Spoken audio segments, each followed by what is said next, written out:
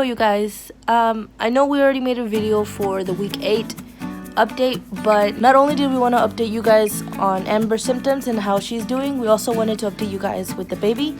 So I know we didn't do it for the last weeks, but we want to start it here on the week 8 so you guys have an idea on how the baby's growing and how big he really is.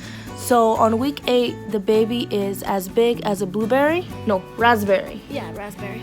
And Amber is going to read off all the little facts and stuff on how the baby is doing and what has grown and what's developing at this time on 8 weeks. So by week 8, your baby has become the size of a kidney bean. Your baby is moving actively and changing every day, although you cannot feel it. The hands and feet now have webbed fingers and toes, and their eyes are protected with eyelids. All organs and systems continue to evolve rapidly. Although a baby's sex is determined at conception, it is still difficult to distinguish sex organs at this point. So I want to show you guys because we have this app, it's called the Flow app, right? This is the Flow app. We normally use this app for our periods, but there was this option, it says to turn on pregnancy mode or something. So they're like, oh, congratulations and stuff, and it gives us a lot, like every week when there's something new, it gives us an insight on how Amber might be feeling and how the baby is progressing. So it's a really good app if you guys want to get it. It's really helpful and it's like super easy to use, but I'm gonna show you guys how the baby looks with the app right now. So yeah, so according to our app, that's a kidney bean. And that's the size of the baby, but he's doing a lot of improving and developing, and we're really proud of our little baby. And we'll also show you guys the ultrasound pictures, but those are going to be uploaded since we got them digitally. Yeah, we got them digitally. But I know we made the 8-week ultrasound kind of hectic because it was hectic and it was really scary for us. But when the doctor was explaining to us what it was, we didn't capture all the meanings and stuff like that. We understood what he was saying, that it was bleeding between the sac and the lining, right? We understood that's what it was, but I want to let you guys know what it really is in case it happens to you guys. I don't know, but we did more research and stuff and found out like more about it. Yeah, so what it was called, can you say it? A subchronic hemorrhage, also known as a subchronic hematoma. Yeah, I remember him saying something about hematoma. That's why I'm just like, okay, that sounds right. And it's bleeding between the placenta and the wall of the uterus. We also looked into it some more, and it could have happened if there was bleeding early on in the uterus, which makes a lot of sense because she recently had the polyp surgery, and if you guys saw that video, you saw how they scraped all the polyps off and there was some blood left over. So maybe that's where it came from. Or what could have caused it was because we were on the aspirin, the baby aspirin, and that's a blood thinner, so it supports like blood flow. So that could have made it like, you know, more watery, more like movable and to flow. So it came out because of that. Because he said some of them get absorbed back in the blood clots or they have to come out. So it came out. So that's why he had suggested Amber get off the aspirin and just the rest of the time just do the progesterone and estrogen. That's probably what caused the polyp surgery, some blood just being left over. Then the baby attached right away and the blood stayed there. I think since the lining was getting bigger and the sac and everything else was getting bigger and stretching out, that had to come out. Kind of like, I'd say it was in the way. Like it kind of like pushed it out because it was growing in a way. Yeah.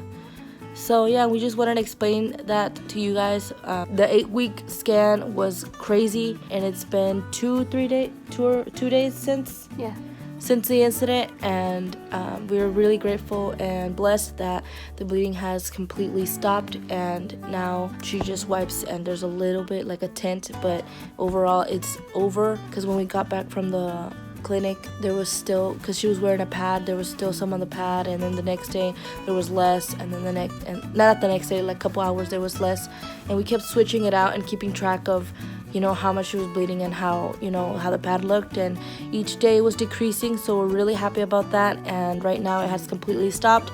So as long as it doesn't do it again, we should be fine. Should know. So that's good. It was an experience that happened to us, which was very traumatizing, really scary, because I still think about it like, wow, it's crazy. But at the same time, I'm glad that we experienced it to let you guys know and aware you guys that it might happen, that even though blood is coming out, it doesn't necessarily mean that you're having a miscarriage. So we made it through, and if you go through it, you might make it through too. So still stay positive, and just believe your nurses and doctors. They're there for you. So just ask as many questions as you can to them. Hey y'all, I'm gonna be whispering because Amber is sleeping, but I just want to share this and just to remember how each week was for us. Week 8, I feel, has been one of like the roughest times for Amber. I don't know if it's like this for everyone, but she's like really tired. There's times when she doesn't really get much sleep at night, but like during the day she's like so tired, and she like tries to be up and stuff, and she's literally not been sleeping all day, but like she's had a big headache. She's been taking naps here and there. I try to leave her alone, but Esmeralda's always trying to ask her questions, but she's been sleeping for a while now. She's sleeping right now, so I don't want to be too loud. But I just wanted to share with you guys her symptoms.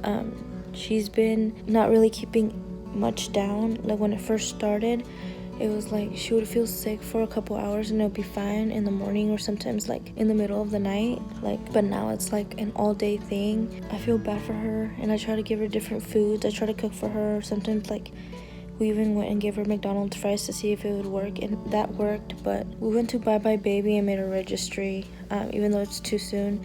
And we got her those little bands that you put on your wrist to help with nausea. She got the Gingins. So we're trying to do all these different things to try to make it better for her. But I feel like it is relieving it sometimes, but there's times where she just throws up. And even like when she hasn't ate much, she's still throwing up like stomach acid and stuff. It's just hitting her really hard, and I feel really appreciative of her. We're really happy that she's pregnant and having a baby, but I can't help but feel bad like that she's feeling like this. And she's not sad or mad or anything about it. She's really happy because they say if you're throwing up and feeling all kinds of ways, means you're having a healthy pregnancy. So we're happy about that. But since I'm here and I'm bored and it's 10:37 at night, I just wanted to share some stuff from this app. It's called The Bump, because I know I shared with you guys the stuff that said on the Flow app, but there's like more information here about the baby. This app, it's showing that that's how big the baby is, as big as a raspberry, and it's 0.04 ounces. It says, my baby at 8 weeks. You can't feel it yet, but baby is moving. Those arms and legs like crazy. Baby's fingers and toes are now only slightly webbed, and his or her tail, so the baby had a tail, is gone. So their tail is gone. Your baby's taste buds are now forming. This week, she's growing about 1 millimeter each day. Your hormones are doing some pretty freaky things at week 8. Likely heightening your sense of smell and making your stomach do flip-flops. And don't get us started on those wacky pregnancy dreams. What's interesting is that while one of your senses is in overdrive, one of baby's his or her sense of taste is getting its start too. If you're feeling nauseated, extra hungry, or extra tired right now, remember that it's all because baby's growth is in overdrive, and because your body is still adjusting to all those hormonal changes. It will be worth it, especially in the second trimester when most moms-to-be feel more energized.